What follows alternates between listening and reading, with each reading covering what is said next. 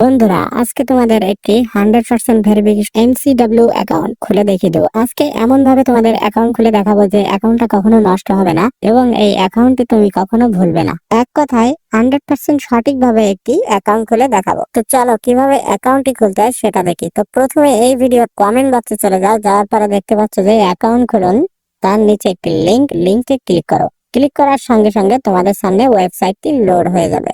তো দেখতে পাচ্ছ এখন ওয়েবসাইটটি লোড হয়ে গেছে। তো একদম নিচের বাটনে দেখতে পাচ্ছ যে সাইন আপ, এখানে একটি ক্লিক করে দাও। এইখানে তোমাদের সাইন আপ ফর্মটি চলে আসবে।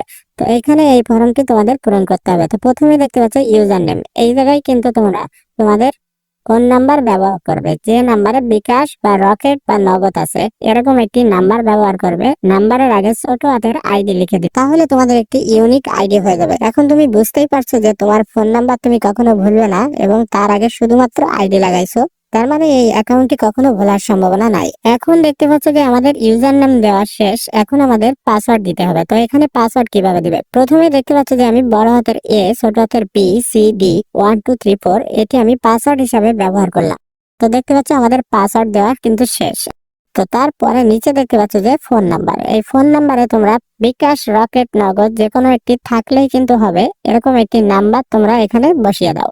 আমি সেম নাম্বারটি ব্যবহার করলাম। তারপর দেখতে পাচ্ছ ভেরিফিকেশন কোড, তো ভেরিফিকেশন কোড পাশে দেখতে পাচ্ছ যেটা, এটা দিয়ে দিবে। যদি না বুঝতে পারো তাহলে চেঞ্জ করার অপশন আছে, এখান থেকে চেঞ্জ করে নিয়ে যেটা বুঝতে পারবে সেটা দিয়ে দেবে। তারপরে নিচে দেখতে পাচ্ছ কনফার্ম বাটন, এই কনফার্ম বাটনে ক্লিক করে দাও।